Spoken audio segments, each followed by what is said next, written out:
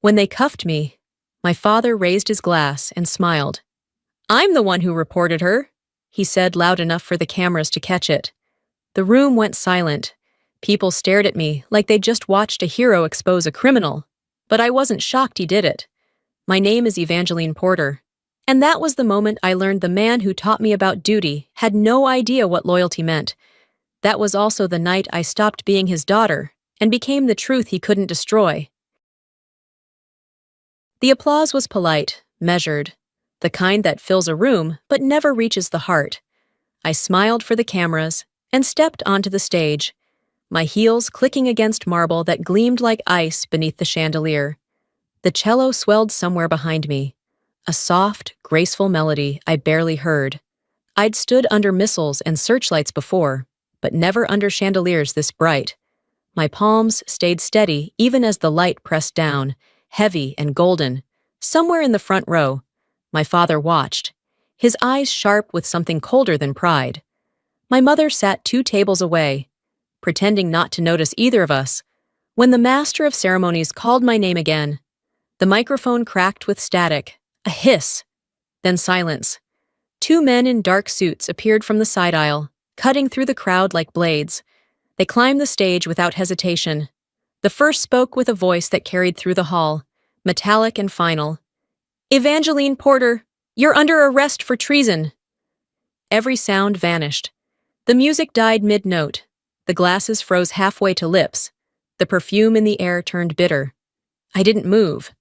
The metal on my chest caught the light and flashed back at me, cruel and perfect. I'd been saluted in war zones, but never handcuffed in a ballroom. And then came his voice. "I'm the one who reported her," my father said, lifting his whiskey so the cameras could see. A ripple of gasps moved through the room, flashes bursting like gunfire. I didn't cry. I didn't speak. I simply stared at the man who had taught me about duty and watched him betray it in public. As they led me away, someone shouted, "Traitor!" I didn't look back. Down the corridor, a faint rhythm echoed, boots moving in even cadence, familiar, deliberate. A sound I hadn't heard in years. For a moment, I thought I knew who they belonged to. Humiliation isn't defeat. It's the heat that forges you, or melts you. Outside, beneath the marble arch, the night air hit cold and clean. Behind me, my father's laughter floated through the doorway, quiet and satisfied. It wasn't the first time he'd enjoyed seeing me fall. The smell of salt and engine oil still clings to my memories of that old wooden house by the Charleston harbor. My father's medals, tarnished and dusty, hung crookedly on the wall, like ghosts of a life that had slipped away. I was 16, barefoot, hands raw from trying to tie a line around the boat cleat. The rope slipped, and he barked, "You'll never make it in the Navy if you can't tie a knot." He wasn't teaching me skill. He was testing how much humiliation I could take. Years later, the sound of his temper stayed sharper than any whistle. In 1988, when the rescue vessel went down off Cape Romaine, I listened from behind a cracked door as he shouted into the phone. "They're framing me because I wouldn't play their game." The newspaper he threw hit the wall, slid down like a defeated flag. One of his old medals fell from its nail and hit the floor with a dull, metallic ring. That sound followed me into adulthood. At my graduation from Annapolis, the chair marked "Family" sat empty. Later, my mother mailed me a photo of that vacant seat with a note scrawled in her soft handwriting. "I'm proud of you." I should have been proud of him, too. But when I found his old personnel file, I learned the truth. He hadn't been framed at all. He'd been caught selling rescue equipment for cash and stripped of his commission. To his neighbors, he said he was punished for telling the truth. It was the first lie I knew he'd die believing. When I came home after my first deployment, he greeted me with the same bitterness. "You think you're better because you wear white? I think I'm just doing the job you taught me to love." I taught you obedience, not ambition. That was the night our bond turned into a border. He measured every success of mine as another failure of his. I didn't know he'd someday try to even the score. The email came early one morning, a local headline flashing across my screen. From a corrupt father to a decorated daughter. I clicked before I could think. The article was cruel in its accuracy, recounting things only someone inside our house would know. My stomach twisted between anger and pity. The story might have cleared my name by exposing his, but it left him naked to the world. I said nothing. Silence felt safer than truth. He read it that afternoon. I could hear the fury through the phone before I picked up. "You think you can wash me off your uniform?" he shouted, slamming something heavy in the background. His rage sounded younger than his years, almost desperate. A week later, I found him in a dim bar by the docks, half drunk, telling a stranger how his daughter had turned against him for a headline. The stranger nodded, buying him another drink. "Let me help you tell your side," he said. Voice smooth, practiced. My father, craving redemption, believed him. I didn't learn until much later that the man worked for Atlantic Forge, the defense conglomerate that would do anything to see me removed from the contracts I oversaw. One night, rain coming down sideways. I drove past his house. The porch light burned bright. Through the thin curtains, I saw him on the phone, pacing, gesturing, alive with purpose he hadn't felt in years. "Yes, I have access. She tells me things. I was in the service too," he said, pride tightening his throat. I didn't get out of the car. I sat there until the rain blurred everything into one gray sheet. Some wars start at home before they ever reach a battlefield. The next morning, an email waited in my government inbox. No subject line, no sender's name, just one attachment. I opened it without thinking. That was the moment the trap began to close. The rain in Washington was the color of gunmetal, streaking the windows of the Pentagon as I walked through security. My name had been called in an emergency summons, the kind that didn't wait for daylight or explanations. A uniformed officer handed me a sealed envelope marked, "For your eyes only."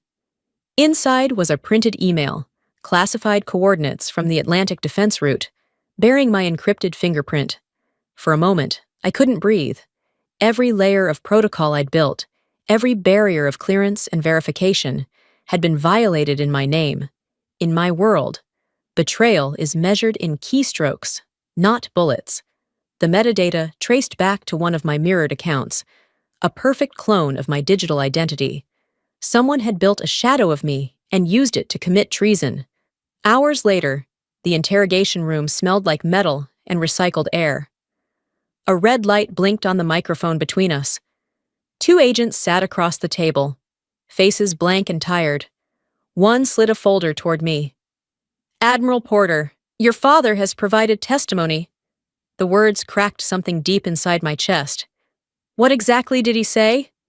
"That you were working beyond your clearance, hiding files from oversight."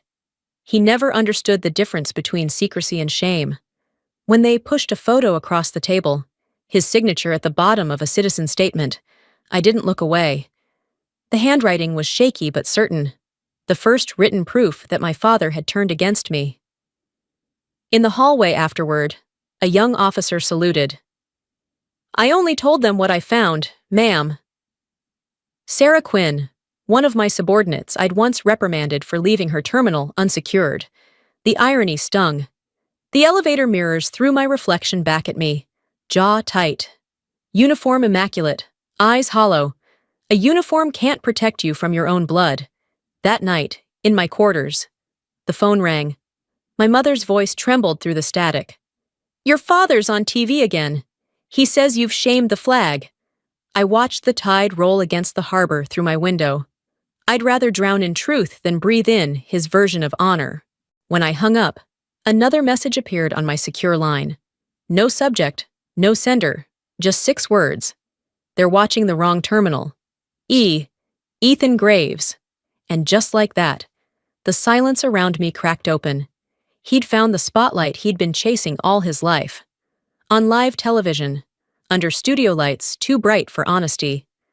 My father sat beside a man introduced as an independent investigative journalist. The journalist's tie bore the discreet silver pin of Atlantic Forge. "No one stands above the flag," my father declared.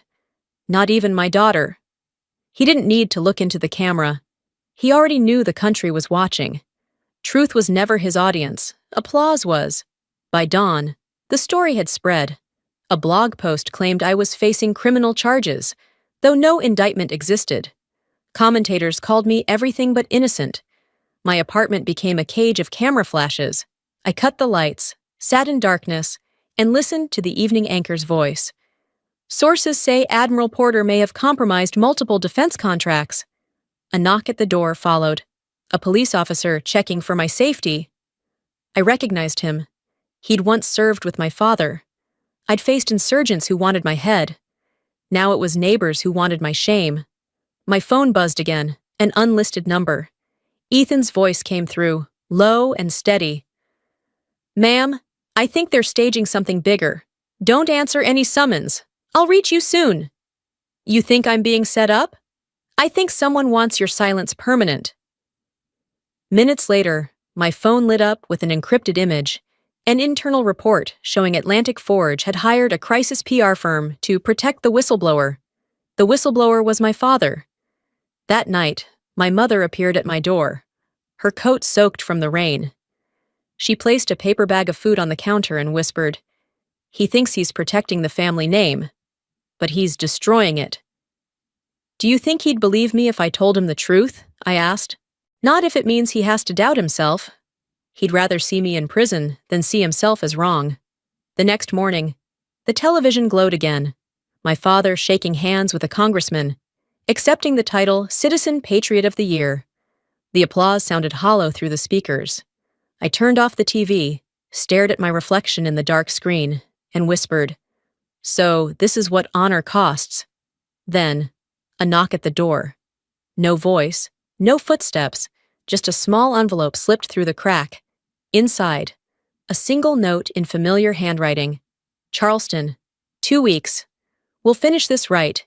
E.G." I folded it once, slipped it into my pocket, and finally let out the breath I'd been holding for months.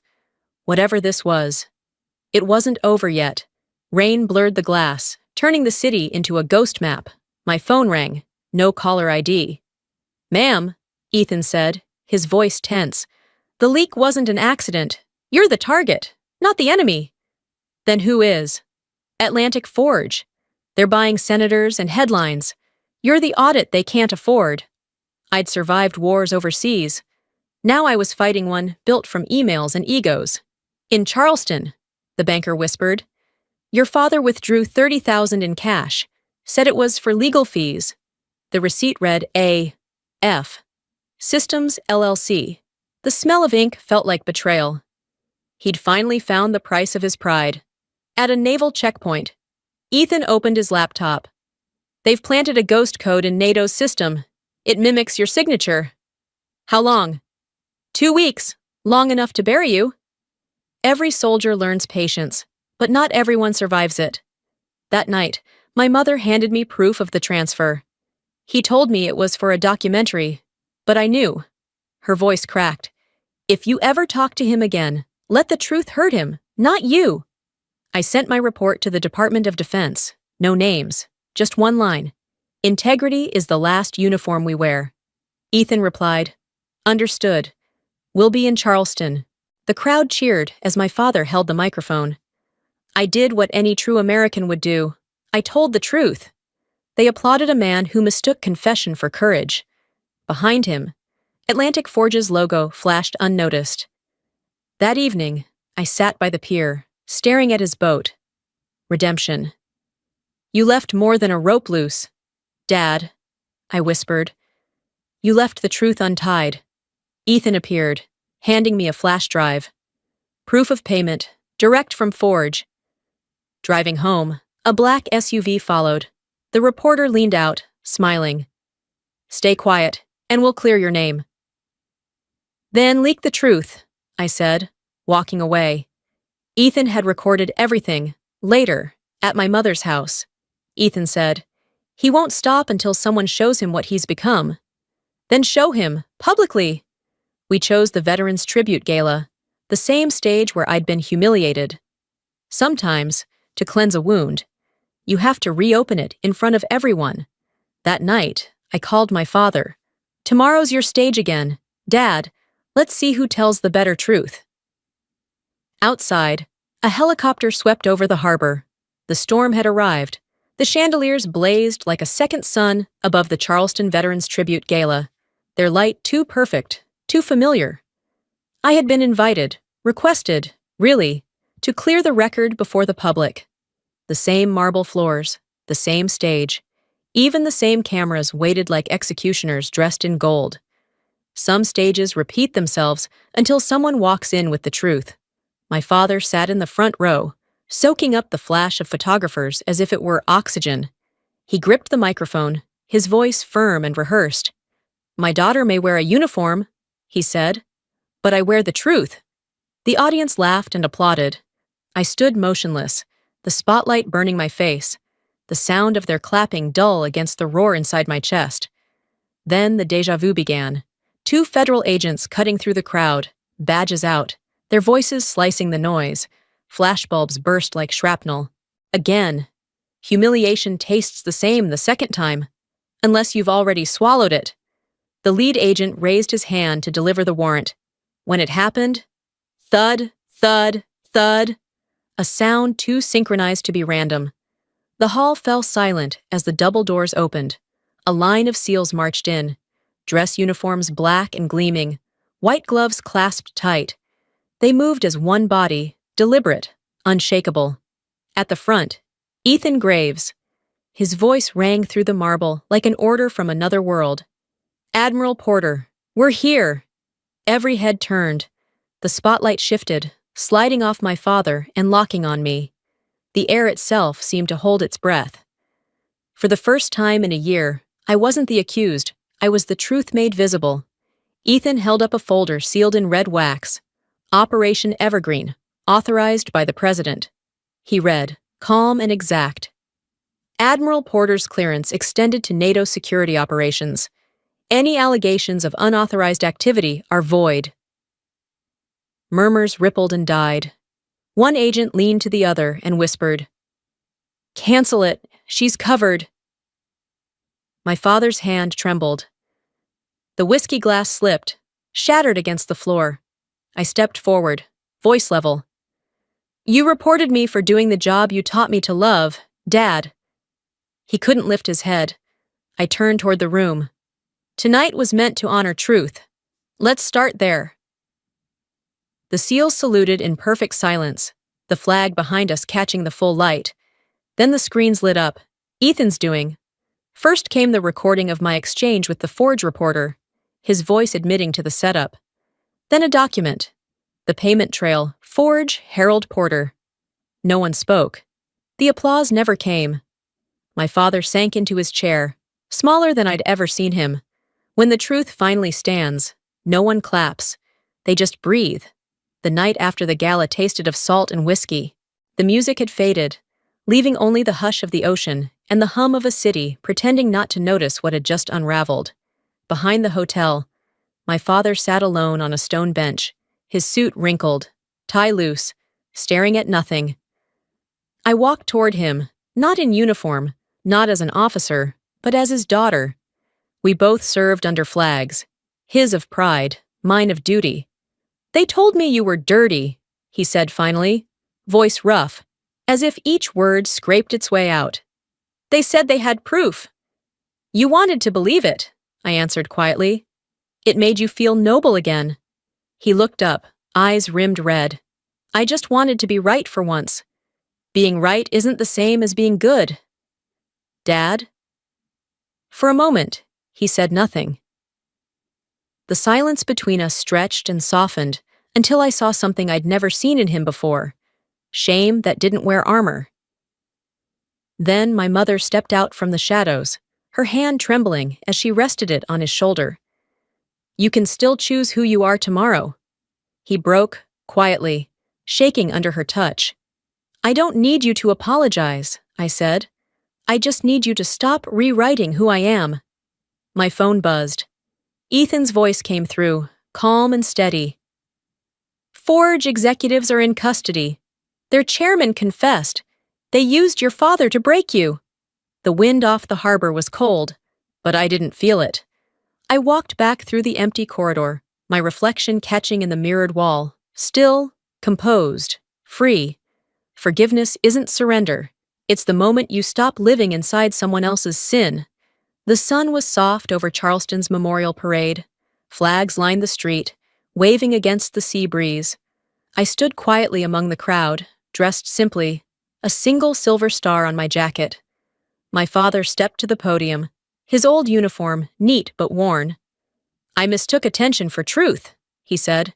"I hurt the person who carried my name further than I ever could. I was wrong." No one clapped. The silence was the deepest applause. Sometimes the loudest redemption is silence. After the ceremony, he came to me. "You deserved a better father." "I got a better ending," I said. "That's enough." Later. I dropped the old photo into the harbor. Reckoning isn't punishment. It's the first honest page.